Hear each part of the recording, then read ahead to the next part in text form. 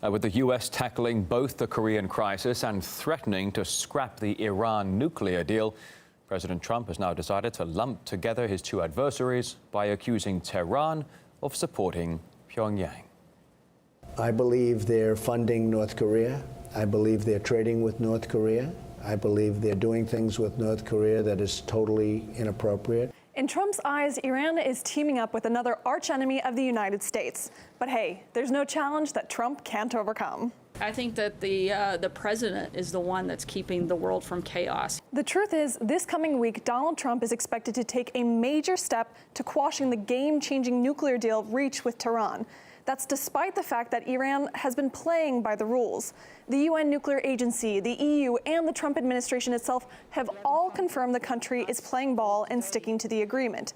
Washington has been trying for months to confuse the matter by adding a bit of doublespeak. We have agreed on the fact that Iran is in technical compliance of the nuclear deal. The nuclear deal. The agreement is delivering. They are in technical compliance. Technical compliance. No violations of the nuclear arrangement. I'm all for agreements, but that was a bad one. They have not lived up to the spirit of their agreement.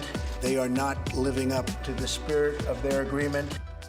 But that attempt left a couple of questions hanging in the air. How do you determine if the spirit of a deal is being violated, and is that reason enough to back out?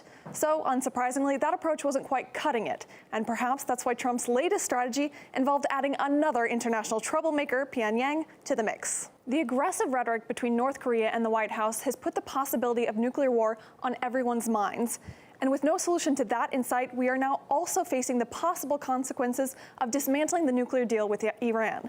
On Friday, Trump met with top military officials, reportedly addressing the agreement, and left everyone uncomfortable with an impromptu and rather ominous message. Could be calm before the storm.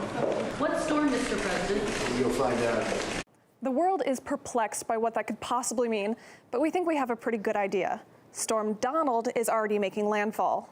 Batten down the hatches. So if Donald Trump does go ahead and decertify the nuclear deal, it could lead to new U.S. sanctions against Tehran. And there are reports they could target Iran's key security force, that of the Revolutionary Guard, by designating it as a terrorist group. But the force's commander has already hit back, warning it will respond by equating the Pentagon to ISIL. Iran's president also standing firm against the U.S. rhetoric, adding that Trump will be unable to reverse the nuclear agreement no matter how hard he tries. Under the nuclear deal, we have achieved benefits that are irreversible. Nobody can roll them back, neither Mr. Trump nor 10 other Trumps. Those benefits are irreversible. Mr. Trump is a very unpredictable person, but all indications seem to show that that's what he is going to do.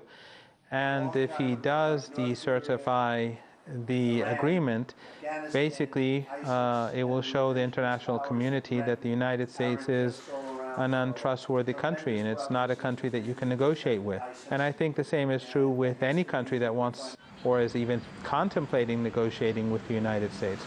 So the United States hurts itself more than anyone else. And if it wishes to increase sanctions on Iran, then I think the Iranians will find the means to retaliate.